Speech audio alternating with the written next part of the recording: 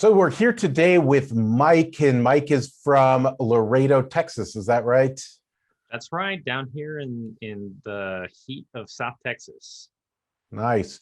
And Mike, what kind of real estate are you working with? Okay, so right now we're building an apartment complex in my mom's property.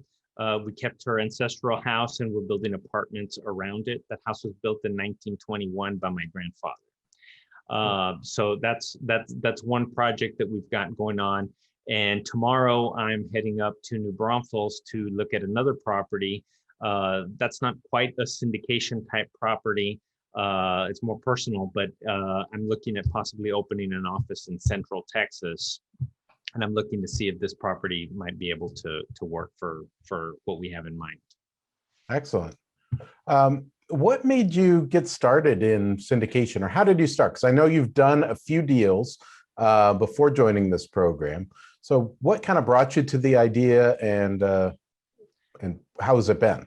Well, I've shared with you, I'm a recovering real estate-aholic, and some of my friends and I, some deals would present themselves, and so we would put groups together to raise the funds to be able to purchase and develop projects, or purchase and flip, or however, we did a lot of different types.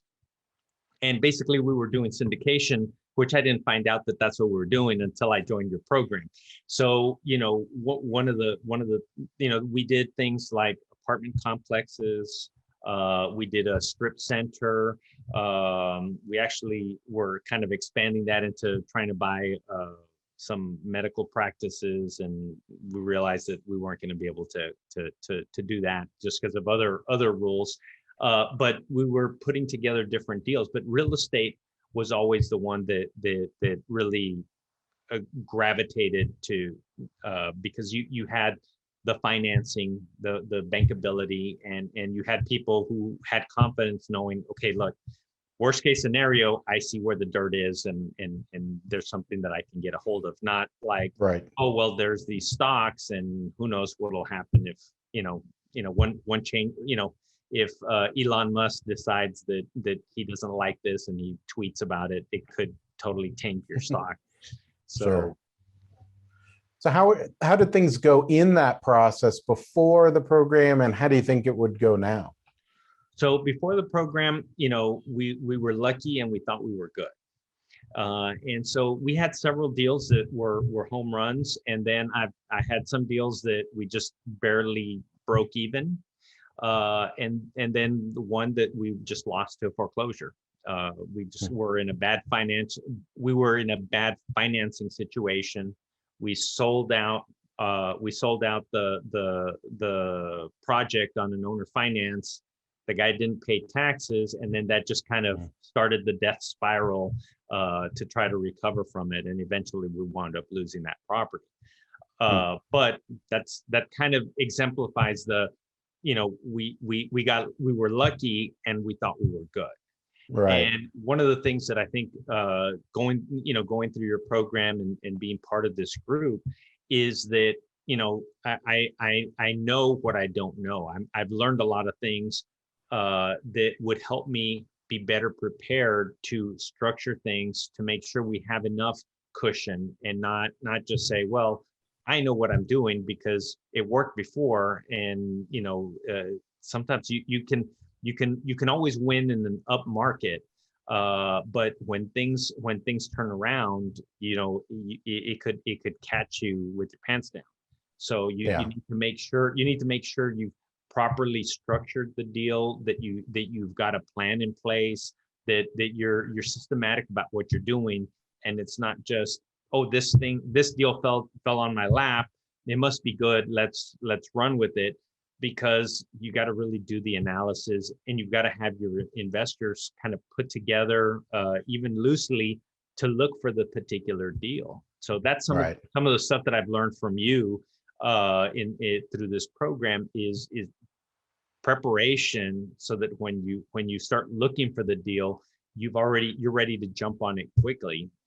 Yeah, and I know some parts of the country right now, You know, you have like another realtor friend of mine mentioned.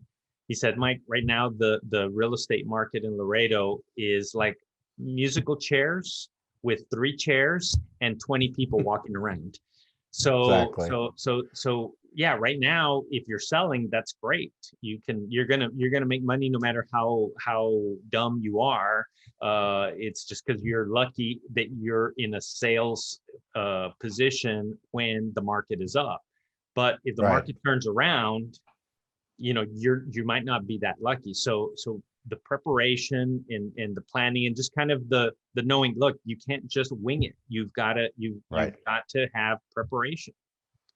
Got to have a plan.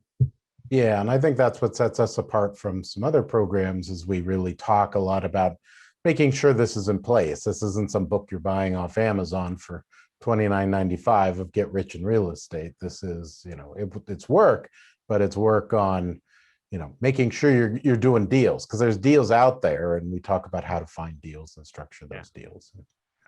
And you're looking for deals right now.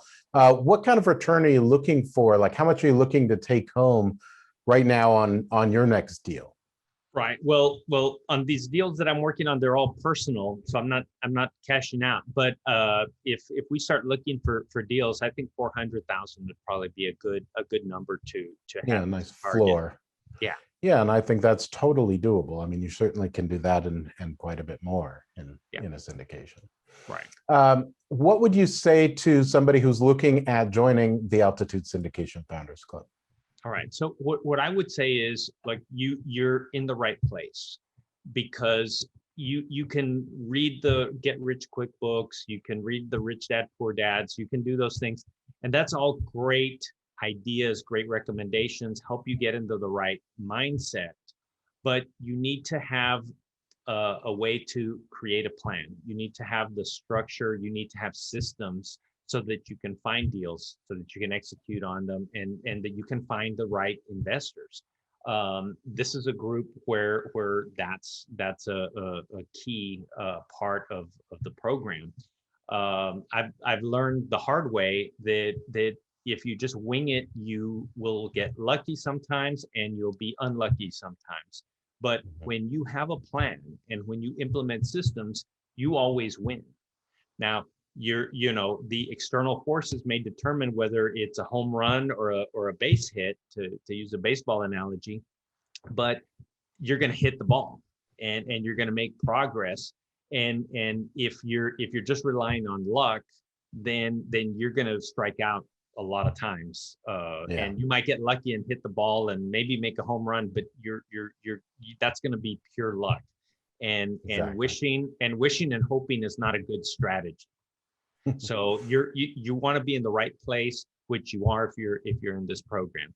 This program is going to give you the tools you need to be successful, and all you need to do then is work the plan. Yep. Well, I really appreciate your time, Mike. Thank you for joining us. Sure, anytime, and I'll keep watching out for your videos and continue on the program. Great, thanks. Thanks.